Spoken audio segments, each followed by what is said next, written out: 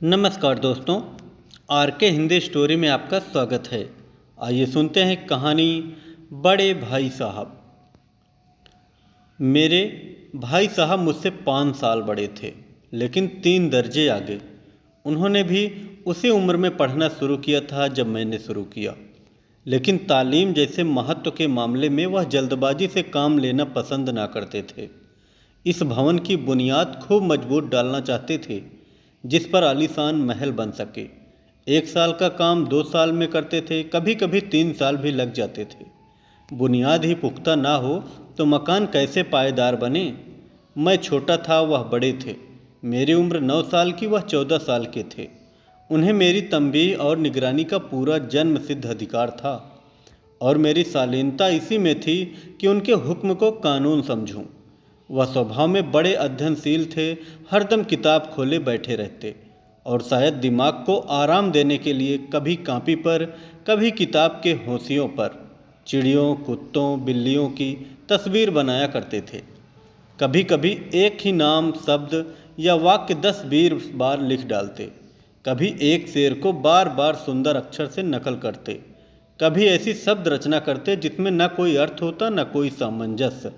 मसलन एक बार उनकी कॉपी पर मैंने एक इबारत देखी, स्पेशल अमीना, भाइयों भाइयों, दरअसल भाई भाई, राधेश्याम, श्रीयुत राधेश्याम। 1 घंटे तक इसके बाद एक आदमी का चेहरा बना हुआ था। मैंने चेष्टा की इस पहेली का कोई अर्थ निकालूं, लेकिन असफल रहा और उनसे पूछने का साहस ना हुआ। वह 9वीं जमात में थे, मैं 5वीं में। उनकी रचनाओं को समझना मेरे लिए छोटा मुंह बड़ी बात थी। मेरा जी पढ़ने में बिल्कुल ना लगता था। 1 घंटा भी किताब लेकर बैठना पहाड़ था। मौका पाते ही हॉस्टल से निकलकर मैदान में आ जाता और कभी कंकरियाँ उछालता, कभी कागज़ की तितलियाँ उड़ाता। और कहीं कोई साथी मिल गया तो पूछना ही क्या। कभी चहार दीवारी पर चढ़कर नीचे कूद रहे हैं, कभी फाटक पर वार उसे आगे पीछे चलाते हुए मोटर कार का आनंद उठा रहे हैं। लेकिन कमरे में आते ही भाई साहब का रौद्र रूप देखकर प्राण सूख जाते। उनका पहला सवाल होता, कहाँ थे? हमेशा यही सवाल इसी ध्वनि में पूछा जाता, और इसका जवाब मेरे पास केवल मौन था। न जाने मुँह से यह बात क्यों न निकलती कि जरा बाहर खेल रहा था। मेरा मौन कह देता था कि मुझे अपना अपराध स्वीकार है, और भाई साहब के लिए इसके सिवा और कोई इलाज न था कि रोज़ से मिले हुए शब्दों में मेरा सत्कार करें। इस तरह अंग्रेजी पढ़ोगे तो जिंदगी भर पढ़ते रहोगे और एक हर्म ना आएगा। अंग्रेजी पढ़ना कोई हंसी खेल नहीं है, जो चाहे पढ़ लें। नहीं ऐरा गैरा नत्थु खैरा सभी अंग्रेजी विद्वान हो जाते। यहाँ रात दिन आंखें फाड़नी पड़ती हैं और खून जलाना पड़ता है जब कहीं एक विद्या आती है। और आती क्या है? हाँ, कहने को आ जाती है। बड़े बड़े विद्वान भी शुद्ध अंग्रेजी नहीं लिख सकते, बोलना तो दूर रहा। और मैं कहता हूँ, तुम कितने घोंघा हो कि मुझे देखकर भी सबक नहीं लेते। मैं कितनी मेहनत करता हूँ, तुम अपनी आँखों देखते हो। अगर नहीं देखते तो क्या तुम्हारी आँखों का कसूर है? तुम्हारी बुद्धि का कसूर है। इतने मेले तमाशे होते हैं, मुझे तुमने कभी देखने जाते देखा है? रोज ही क्रिकेट और हॉकी मैच होते हैं, मैं पास नहीं फटकता। हमेशा पढ़ता रहता हूँ, उस पर भी एक एक दर्जे में 2-2, 3-3 साल पढ़ा रहता हूँ। फिर तुम कैसे आशा करते हो कि तुम यूँ खेल कूद में वक्त गंवाकर पास हो जाओगे? मुझे तो 2 ही 3 साल लगे हैं। तुम उम्र इसी दर्जे में पड़े सड़ते रहोगे। अगर तुम्हें इस तरह उम्र गंवानी है तो बेहतर है घर चले जाओ और मज़े से गुल्ली डंडा खेलो। दादा की गाढ़ी कमाई के रुपए क्यों बर्बाद करते हो? मैं यह लताड़ सुनकर आंसू बहाने लगता। जवाब ही क्या था? अपराध तो मैंने किया, लताड़ कौन सहे। भाई साहब उपदेश के कला में निपुण थे। ऐसी ऐसी लगती बातें कहते, ऐसे ऐसे सूक्त वाण चलाते कि मेरे जिगर के टुकड़े टुकड़े हो जाते और हिम्मत छूट जाती। इस तरह जान तोड़कर मेहनत करने की शक्ति अपने में ना पाता था, और उस निराशा में जरा देर के लिए मैं सोचने लगता, क्यों न घर चला जाऊं। जो काम मेरे बूते के बाहर है उसमें हाथ डालकर क्यों अपनी ज़िंदगी खराब करूं। मैंने अपना मूर्ख रहना मंजूर था, लेकिन उतनी मेहनत से मुझे तो चक्कर आ जाता था। लेकिन घंटे 2 घंटे बाद निराशा के बादल फट जाते और मैं इरादा करता कि आगे से खूब जी लगाकर पढ़ूंगा। चटपट एक टाइम टेबल बना डालता, बिना पहले से नक्शा बनाए, बिना कोई स्कीम तैयार किए कैसे काम शुरू करूं। टाइम टेबल में खेल कूद की मद बिल्कुल उड़ जाती। प्रातःकाल उठना, 6 बजे हाथ मुंह धो नाश्ता कर बैठे जाना, 6 से 8 तक अंग्रेजी, 8 से 9 तक हिसाब, 9 से 9:30 तक इतिहास, फिर भोजन और स्कूल। 3:30 बजे स्कूल से वापस होकर आधा घंटे आराम, 4 से 5 तक भूगोल, 5 से 6 तक ग्रामर, आधा घंटा हॉस्टल के सामने टहलना, 6:30 से 7 तक अंग्रेजी कंपोजिशन, फिर भोजन करके 8 से 9 तक अनुवाद, 9 से 10 तक हिंदी, 10 से 11 तक विविध विषय, फिर विश्राम। मगर टाइम टेबल बना लेता एक बात है, उस पर अमल करना दूसरी बात। पहले ही दिन से उसकी अवहेलना शुरू हो जाती। मैदान की वह सुखद हरियाली, हवा के वह हल्के हल्के झोंके, फुटबॉल की उछल कूद, कबड्डी के वह दांव घात, वॉलीबॉल की वह तेजी और फुर्ती मुझे अज्ञात और अनिवार्य रूप से खींच ले जाती। और वहाँ जाते ही मैं सब कुछ भूल जाता। वह जानलेवा टाइम टेबल, वह आँख फोड़ पुस्तकें किसी की याद न रहती। और फिर भाई साहब को नसीहत और फजीहत का अवसर मिल जाता। मैं उनके साए से भागता, उनकी आंखों से दूर रहने की चेष्टा करता। कमरे में इस तरह दबे पांव आता कि उन्हें खबर ना हो। उनकी नज़र मेरी ओर उठी और मेरे प्राण निकले। हमेशा सिर पर नंगी तलवार सी लटकती मालूम होती। फिर भी जैसे मौत और विपत्ति के बीच में भी आदमी मोह और माया के बंधन में जकड़ा रहता है। मैं फटकार और घुड़कियाँ खाकर भी खेल कूद का तिरस्कार ना कर सकता। सालाना इम्तहान हुआ, भाई साहब फेल हो गए, मैं पास हो गया और दर्जे में प्रथम आया। मेरे और उनके बीच केवल 2 साल का अंतर रह गया। जी में आया भाई साहब को आड़े हाथों लूं। आपकी वह घोर तपस्या कहाँ गई? मुझे देखिए, मज़े से खेलता भी रहा और दर्जे में अव्वल भी हूँ। लेकिन वह इतने दुखी और उदास थे कि मुझे उनसे दिली हमदर्दी हुई और उनके घाव पर नमक छिड़कने की विचार ही लज्जास्पद जान पड़ा। हाँ, अब मुझे अपने ऊपर कुछ अभिमान होगा और आत्माभिमान भी बढ़ा। भाई साहब का बहरोद मुझ पर न रहा। आज़ादी से खेल कूद में शरीफ होने लगा। दिल मजबूत था। अगर उन्होंने फिर मेरी फजीहत की तो साफ कह दूंगा, आपने अपना खून जलाकर कौन सा तीर मार लिया? मैं तो खेलते कूदते दर्जे में अव्वल आ गया। जवाब सजे हेकड़ी जताने का साहस न होने पर भी मेरे रंग ढंग से साफ जाहिर होता था कि भाई साहब का वह आतंक अब मुझ पर नहीं है। भाई साहब ने इसे भांप लिया। उनकी ससहमत बुद्धि बड़ी तीव्र थी। और एक दिन जब मैं भोर का सारा समय गुल्ली डंडे की भेंट करके ठीक भोजन के समय लौटा, तो भाई साहब ने मानो तलवार खींच ली और मुझ पर टूट पड़े। देखता हूँ इस साल पास हो गए और दर्जे में अव्वल आ गए तो तुम्हें दिमाग हो गया। मगर भाईजान, घमंड तो बड़े बड़ों का नहीं रहा, तुम्हारी क्या हस्ती है? इतिहास में रावण का हाल तो पढ़ा ही होगा। उसके चरित्र से तुमने कौन सा उपदेश लिया, या यूं ही पढ़ गए? महज इम्तहान पास कर लेना कोई चीज़ नहीं। असल चीज़ है बुद्धि का विकास। जो कुछ पढ़ो उसका अभिप्राय समझो। रावण भूमंडल का स्वामी था। ऐसे राजों को चक्रवर्ती कहते हैं। आजकल अंग्रेजों के राज्य का विस्तार बहुत बढ़ा है, पर इन्हें चक्रवर्ती नहीं कह सकते। संसार में अनेकों राष्ट्र अंग्रेजों का आधिपत्य स्वीकार नहीं करते, बिल्कुल स्वाधीन है। रावण चक्रवर्ती राजा था। संसार के सभी महीप उसे कर देते थे। बड़े बड़े देवता उसकी गुलामी करते थे। आग और पानी के देवता भी उसके दास थे। मगर उसका अंत क्या हुआ? घमंड ने उसका नाम निशान तक मिटा दिया। कोई उसे एक चिल्लू पानी देने वाला भी न बचा। आदमी जो कुकर्म चाहे करे, पर अभिमान न करे, इतराए नहीं। अभिमान किया और दीन दुनिया से गया। शैतान का हाल भी पढ़ा ही होगा। उसे यह अनुमान हुआ था कि ईश्वर का उससे बढ़कर सच्चा भक्त कोई है ही नहीं। अंत में यह हुआ कि स्वर्ग से नरक में धकेल दिया गया। शाह रोम ने भी एक बार अहंकार किया था, भीख मांग मांग कर मर गया। तुमने तो अभी केवल 1 दर्जा पास किया है। और अभी से तुम्हारा सिर फिर गया? तब तो तुम आगे बढ़ चुके। यह समझ लो कि तुम अपनी मेहनत से नहीं पास हुए। अंधे के हाथ बटेर लग गई, मगर बटेर केवल एक बार हाथ लग सकती है, बार बार नहीं।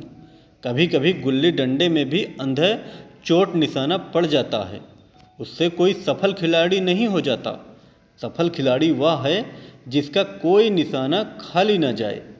मेरे फेल होने पर न जाओ, मेरे दर्जे में आओगे तो दांतों पसीना आएगा जब अलजबरा और ज्योमेट्री के लोहे के चने चबाने पड़ेंगे और इंग्लिस्तान का इतिहास पढ़ना पड़ेगा।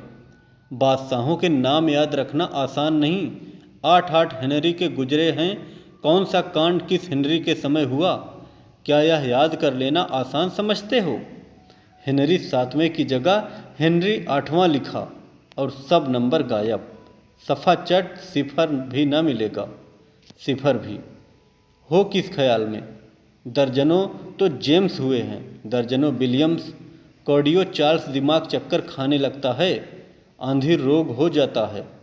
इन अभागों का नाम भी न जुड़ते थे, एक ही नाम के पीछे द्वयम, तेयम, चहारम, पंचम लगाने पड़ते हुए।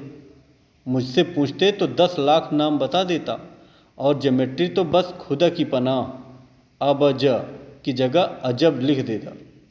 मुम्तहिनों से नहीं पूछता कि आखिर अबज और अजब में क्या फ़र्क है।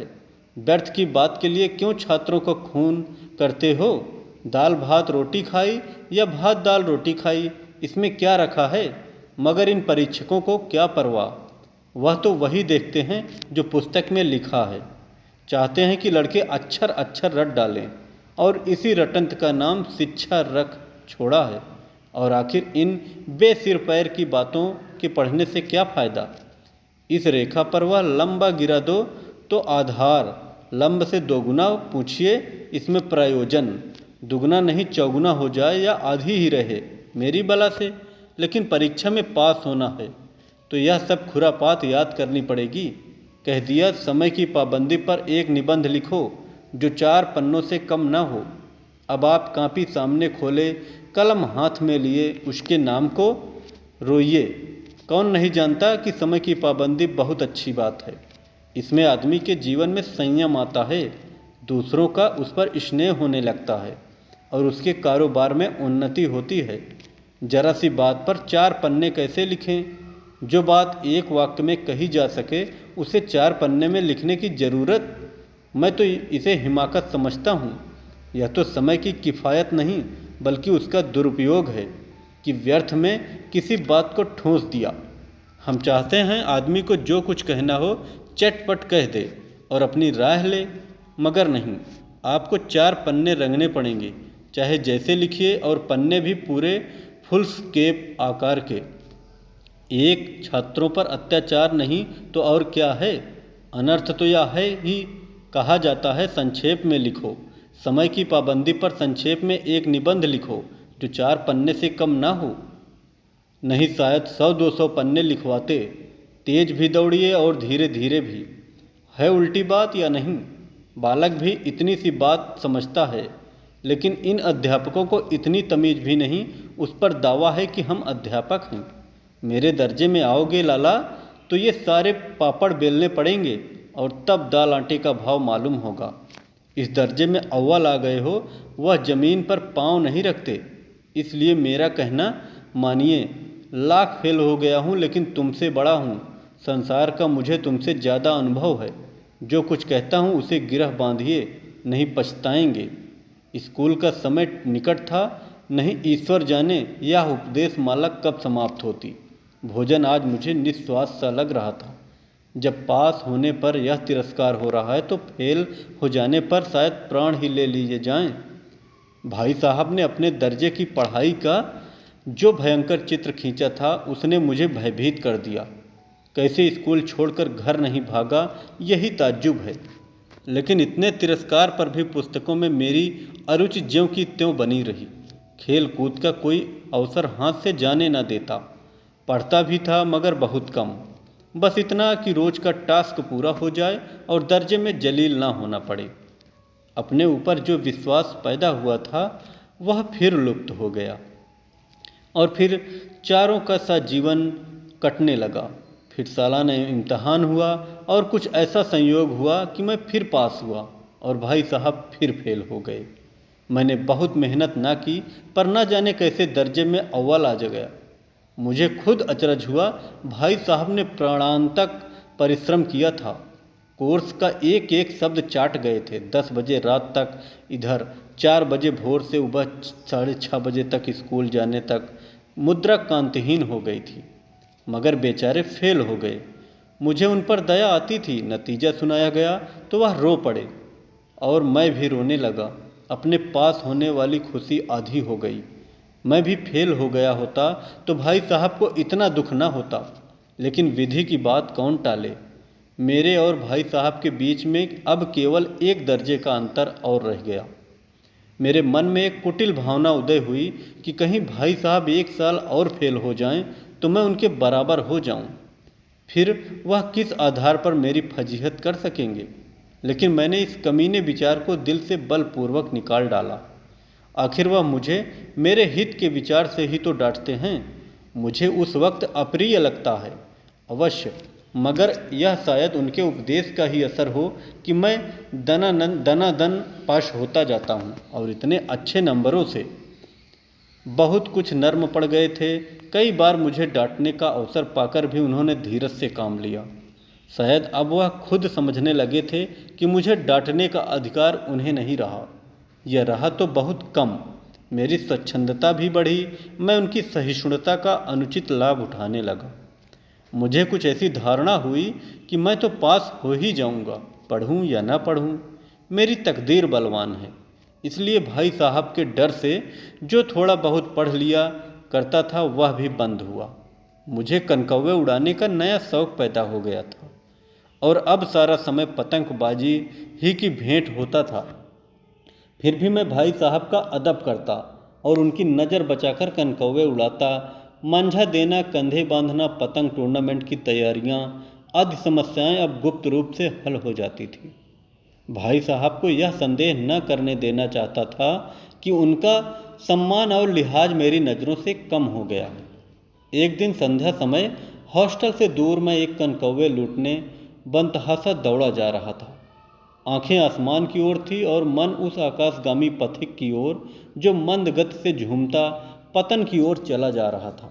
मानो कोई आत्मा स्वर्ग से निकलकर विरक्त मन से नए संस्कार ग्रहण करने जा रही हो। बालकों की एक पूरी सेना लग्गे और झड़दार बांस लिए उनका स्वागत करने को दौड़ी आ रही थी। किसी को अपने आगे पीछे की खबर न थी। सभी मानो उस पतंग के साथ ही आकाश में उड़ रहे थे, जहाँ सब कुछ समतल है, न मोटर कारें हैं, न ट्राम, न गाड़ियाँ। सहसा भाई साहब से मेरी मुठभेड़ हो गई, जो शायद बाजार से लौट रहे थे। उन्होंने वहीं मेरा हाथ पकड़ लिया और उग्र भाव से बोले, इन बाजारी लौंडों के साथ धेले के कनकौवे के लिए दौड़ते तुम्हें शर्म नहीं आती? तुम्हें इसका भी कुछ लिहाज नहीं कि अब नीची जमात में नहीं हो बल्कि 8वीं जमात में आ गए हो और मुझसे केवल 1 दर्जा नीचे हो। आखिर आदमी को कुछ तो अपनी पोजीशन का ख्याल करना चाहिए। एक ज़माना था कि लोग 8वां दर्जा पास करके नायब तहसीलदार हो जाते थे। मैं कितने ही मिडलचियों को जानता हूँ जो आज अव्वल दर्जे के डिप्टी मजिस्ट्रेट या सुपरिटेंडेंट हैं। कितने ही 8वीं जमात वाले हमारे लीडर और समाचार पत्रों के संपादक हैं। बड़े बड़े विद्वान उनकी मातहती में काम करते हैं और तुम उसी 8वें दर्जे में आकर बाजारी लौंडों के साथ कनकौवे के लिए दौड़ रहे हो। मुझे तुम्हारी इस कम अक्ली पर दुख होता है। तुम जहीन हो, इसमें शक नहीं, लेकिन वह जहन किस काम का जो हमारे आत्मगौरव की हत्या कर डाले। तुम अपने दिन में समझते होगे मैं भाई साहब से महज 1 दर्जा नीचे हूँ और अब उन्हें मुझको कुछ कहने का हक नहीं। लेकिन यह तुम्हारी गलती है। मैं तुमसे 5 साल बड़ा हूँ और चाहे आज तुम मेरी ही जमात में आ जाओ और परीक्षकों का यही हाल है तो निसंदेह अगले साल तुम मेरे समकक्ष हो जाओगे और शायद 1 साल बाद तुम मुझसे आगे निकल जाओ। लेकिन मुझ में और जो 5 साल का अंतर है उसे तुम क्या खुदा भी नहीं मिटा सकता। मैं तुमसे 5 साल बड़ा हूँ और हमेशा रहूँगा। मुझे दुनिया का और ज़िंदगी का जो तजर्बा है तुम उसकी बराबरी नहीं कर सकते, चाहे तुम एमए, डीफिल और डीलिट की ही क्यों ना हो जाओ। समझ किताबें पढ़ने से नहीं आती। हमारी अम्मा ने कोई दर्जा पास नहीं किया और दादा भी शायद 5वीं जमात के आगे नहीं गए, लेकिन हम दोनों चाहे सारी दुनिया की विद्या पढ़ लें, अम्मा और दादा को हमें समझाने का, सुधारने का अधिकार हमेशा रहेगा। केवल इसलिए नहीं कि वे हमारे जन्मदाता हैं, बल्कि इसलिए कि उन्हें दुनिया का हमसे ज़्यादा तजर्बा है और रहेगा। अमेरिका में किस तरह की राज्य व्यवस्था है और 8वें हेनरी ने कितने विवाह किए और आकाश में कितने नक्षत्र हैं, यह बातें चाहे उन्हें ना मालूम हो, लेकिन हजारों ऐसी आते हैं जिनका ज्ञान हमसे और तुमसे ज़्यादा है। दया ना करे आज मैं बीमार हो जाऊं तो तुम्हारे हाथ पांव फूल जाएंगे। दादा को तार देने के सिवा तुम्हें कुछ न सूझेगा, लेकिन तुम्हारी जगह पर दादा हों तो किसी को तार ना दें, न घबराएं, न बदहवास हों। पहले खुद मर्ज पहचान कर इलाज करेंगे, उसमें सफल ना हुए तो किसी डॉक्टर को बुलवाएंगे। बीमारी तो खैर बड़ी चीज़ है, हम तुम तो इतना भी नहीं जानते कि महीने भर का महीने भर कैसे चले। जो कुछ दादा भेजते हैं उसमें हम 20-22 तक खर्च कर डालते हैं और पैसे पैसे को मोहताज हो जाते हैं। नाश्ता बंद हो जाता है, धोबी और नाई से मुंह चुराने लगते हैं। लेकिन जितना आज हम और तुम खर्च कर रहे हैं उसके आधे में दादा ने अपनी उम्र का बड़ा भाग इज्जत और नेक नामी के साथ निभाया है और एक कुटुंब का पालन किया है जिसमें सब मिलाकर 9 आदमी थे। अपने हेडमास्टर साहब ही को देखो, एमए हैं कि नहीं, और यहाँ के एमए नहीं ऑक्सफोर्ड के 1000 रुपये पाते हैं, लेकिन उनके घर इंतजाम कौन करता है? उनकी बूढ़ी माँ। हेडमास्टर साहब की डिग्री यहाँ बेकार हो गई। पहले खुद घर का इंतजाम करते थे, खर्च पूरा ना पड़ता था, कर्जदार रहते थे। जब से उनकी माता जी ने प्रबंध अपने हाथ में लिया है, जैसे घर में लक्ष्मी आ गई हैं, तो भाईजान जरूर दिल से निकाल डालो कि तुम मेरे समीप आ गए हो और अब स्वतंत्र हो। मेरे देखते तुम बेराह नहीं चल पाओगे। अगर तुम यूँ ना मानोगे तो मैं थप्पड़ दिखाकर इसका प्रयोग भी कर सकता हूँ। मैं जानता हूँ तुम मेरी बातें जहर लग रही हैं। मैं उनकी इस नई युक्ति से नतमस्तक हो गया।